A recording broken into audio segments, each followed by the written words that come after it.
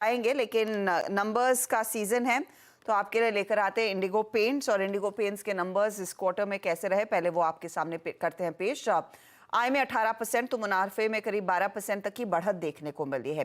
EBITDA level पर भी growth देखी गई, करीब 18% तक का इजाफा। हालांकि मार्जिन्स कुछ फ्लैट रहे हैं। अब यहां से आगे किस तरह की स्थिति रहेगी वॉल्यूम्स में, प्राइसिंग में, और क्या मार्जिन्स बेहतर होने की गुंजाइश है या नहीं? हमारे साथ कंपनी के एमडी हेमंत जिलान जुड़ गए। हेमंत जी, स्वागत है आपका सीएनबीसी आवाज पर। क्लियरली एक स्ट्रॉन्ग क्वार्टर रहा है, लेकिन ये मार्जिन्स पर दबाव, क्या कुछ इंटेंसिफाइड कंपटीशन और उसके मद्देनजर आप इंडस्ट्री ने जो कुछ कुछ प्राइस कट्स लिए उसका इम्पैक्ट है? नहीं, देखिए, जहां तक कंपटीशन की आप बात कर रहे हैं उसका तो अब तक कुछ भी प्रभाव हमारे टॉप लाइन या बॉटम लाइन में नहीं दिख रहा है। आप मार्जिन्स की बात कर रहे हैं तो एबिटा मार्जिन्स हमारे बढ़े हैं। अगर आप स्टैंडअलोन क्वार्टर्स की देखें तो हर तरह से मार्जिन्स में इंप्रूवमेंट आया है, चाहे पैट मार्जिन हो चाहे एबिटा मार्जिन हो। पूरे साल का भी अगर स्टैंडअलोन रिजल्ट देखें तो हमारे एबिटा मार्जिन्स में करीब 1.5% का इजाफा हुआ है।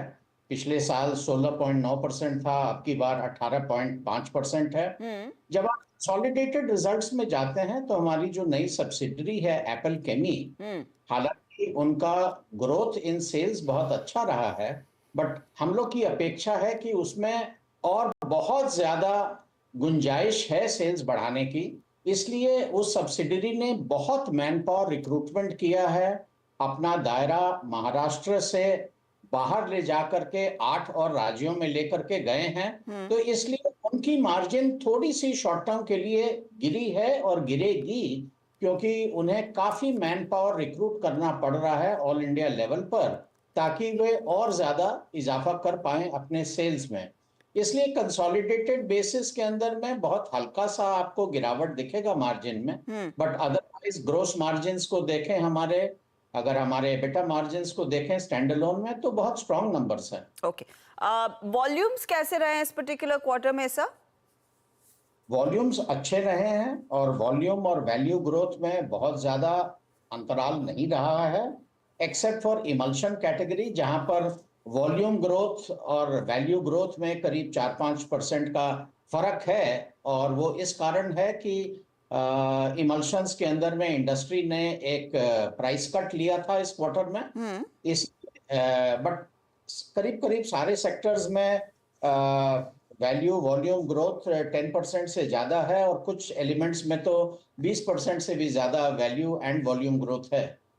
तो सीमेंट पेंट एंड पुट्टी वाले साइड पर मुझे याद है आपने थर्ड क्वार्टर में लगभग 24-25% तक की वॉल्यूम्स देखने को मिली थी।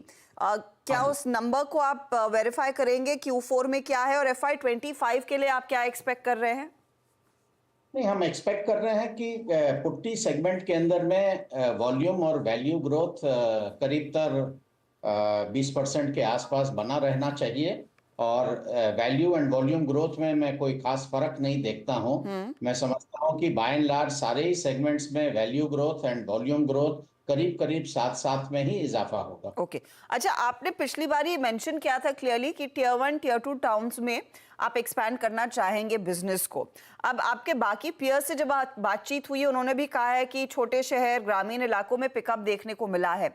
डिमांड कितना पिकअप हुआ है आपके लिए भी इन मार्केट्स में? देखिए, जहां तक टियर 1 टियर 2 सिटीज का सवाल है, ये हम लोग 2 साल से कोशिश कर रहे हैं कि बड़े शहरों में अपनी प्रेजेंस को बढ़ाएं। और हमारी प्रेजेंस बड़े शहरों में बहुत ज्यादा बढ़ी है पिछले 2 सालों में, और अभी भी बहुत ज्यादा गुंजाइश है और इधर में हमारी चेष्टा जारी रहेगी। डिस्पाइट दैट छोटे टाउन्स में तो हमारी प्रेजेंस बहुत स्ट्रांग है, और हम तो देख रहे हैं कि डिमांड छोटे टाउन्स में और बड़े शहरों में करीब करीब डिमांड ग्रोथ की स्थिति सामान्यतर है, बराबर है। और मुझे कोई स्मॉल टाउन्स में और लार्ज सिटीज में कोई बहुत ज्यादा अंतर नहीं दिख रहा है as far as demand growth is concern. Sir, इस समय आपका मार्केट शेयर फिर FY24 के अंत में कहां पर आ खड़ा है? क्योंकि आई डिस्टिंक्टली रिमेंबर आपने कहा था you want to go into that 5% plus market share. क्या वो अचीव किया है या फिर अचीवेबल है FY25 में? नहीं, देखिए, ये 60,000 करोड़ की इंडस्ट्री है, तो 5% मार्केट शेयर आने के लिए करीब 3,000 करोड़ का सेल करना पड़ेगा। तो अभी वहां तक तो नहीं पहुंचे हैं, बट मेरे समझ में हमारी मार्केट शेयर लगभग 3% के आसपास आ गई है। ओके। और आप देखेंगे कि हमारा जो ग्रोथ है इंडस्ट्री ग्रोथ से 3 गुना 4 गुना है, तो ऑब्वियसली हमारी मार्केट शेयर में बढ़ोतरी ही हो सकती है ऐसे केस में। और मेरे समझ में ये कार्यक्रम जारी रहेगा आने वाले कुछ सालों में। ओके, तो वो इनफैक्ट वर्क इन प्रोग्रेस और वो एक बड़ा आपके लिए गाइडिंग बीकन रह सकता है। जरूर। FY25 के लिए क्या आप टॉप लाइन डिलीवर करने की उम्मीद रखते हैं? जिस तरह का मार्केट एनवायरनमेंट देखने को मिल रहा है at this point in time, और जो डिमांड आपने कहा है कि ग्रामीण और अर्बन शहरों में ज्यादा अंतर नहीं है, यानी कि मैं बस समझ रही हूँ कि पिकअप है अक्रॉस मार्केट्स।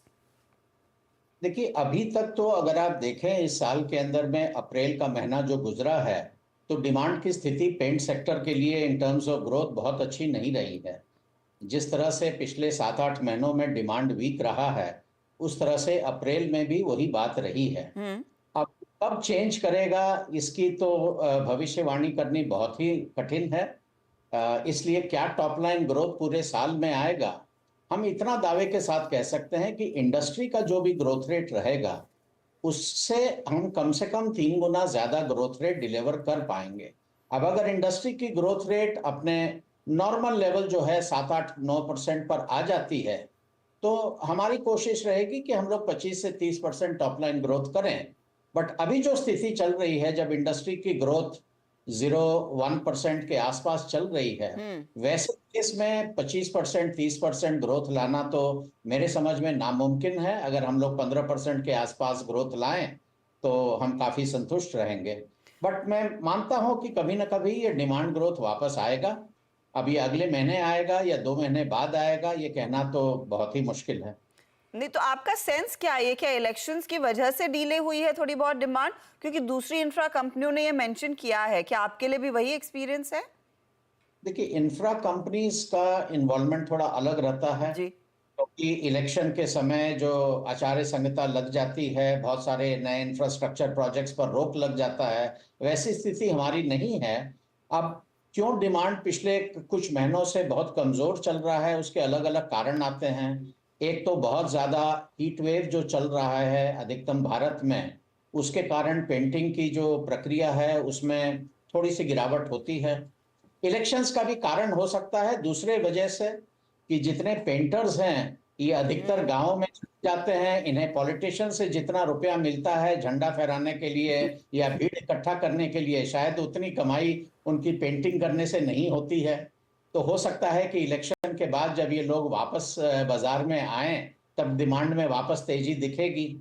तो अब कौन से मैक्रो इकोनॉमिक पैरामीटर्स हैं जो ज्यादा प्रभावित करते हैं पेंट डिमांड को, इसका तो मैं बहुत ज्यादा विश्लेषण नहीं कर पाऊंगा। जी। यही है कि पेंट सेक्टर की डिमांड पिछले 15-20 सालों में देखें तो हमेशा बहुत अच्छी रही है। पिछले 7-8 महीनों से पता नहीं किस कारण से इसमें कुछ गिरावट आई है। मेरी पूरी उम्मीद है कि ये काफी जल्द ये डिमांड में जो ग्रोथ है वो वापस नॉर्मल लेवल पर आ जाएगा, और ये हम सब के लिए बहुत अच्छा रहेगा।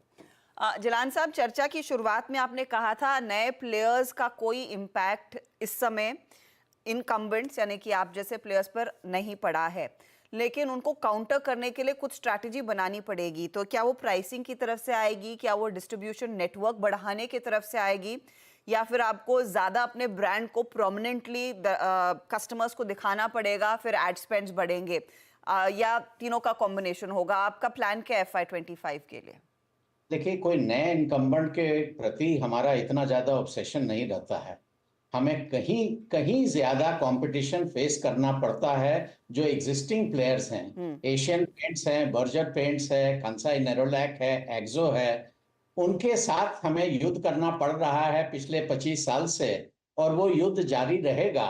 और उनके तरफ से जो कंपटीशन फेस करनी पड़ती है, उसके सामने मैं नहीं समझता हूं कि किसी नए इनकम्बेंट से कोई कम रहता है। ये बहुत ज्यादा रहता है विद एग्जिस्टिंग प्लेयर्स। तो इसलिए हम लोग की जो भी रणनीति रहती है उसको कोई नए प्लेयर के मद्देनजर रखते हुए हम नहीं बदलते हैं।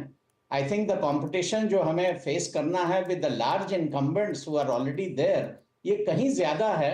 और उसके तरफ से एक जो लॉन्ग टर्म स्ट्रेटेजी है वो करीब करीब जारी रहती है। किसी नए इनकम्बेंट के आने या जाने से इस लॉन्ग टर्म स्ट्रेटेजी में कोई बहुत ज्यादा संशोधन नहीं करना की दरकार पड़ती। चलिए, उम्मीद है कि ज़्यादा डिस्रप्शन ना हो, लेकिन मार्केट बड़ा इंटरेस्टिंग होगा। आप लोग शायद नए प्लेयर्स को लेकर इतना चिंता नहीं कर रहे, लेकिन मार्केट देखना चाहता है कि वो कितना इम्पैक्ट अपनी तो छाप छोड़ पाएगा या नहीं। चिंता का जो विषय था, अब तो नए प्लेयर को लॉन्च किए 3 महीना हो गया। हम्म। तो अब वो एक्सपेक्टेशन या स्पेकुलेशन को एक बार छोड़ दीजिए और जरा हार्ड नंबर्स पर आ जाइए। और ये त्रिमाही का आधा से ज्यादा बीत चुका है। जी हाँ। तो जब त्रिमाही खत्म होगी तो आपको सारे नंबर सामने आ जाएंगे। तो आप खुद अंदाजा लगा पाएंगे कि उनका प्रभाव, मैं ये नहीं कहता हूं कि उनकी ग्रोथ खराब रहेगी अच्छी रहेगी। हम्म। मैं ये कह रहा हूं कि उनका कोई प्रभाव एग्जिस्टिंग प्लेयर्स पर कोई नोटिसेबल इफेक्ट नहीं आएगा। और वो मैं समझता हूं जब जी, नंबर्स आएंगे अगले त्रिमाही के, तो वो अपने आप आपको प्रमाणित कर देंगे कि जो मैं कह रहा हूं सो सच है। जरूर। जलान साहब, बहुत बहुत शुक्रिया। It's always your pleasure speaking to you sir. Good luck for FY25।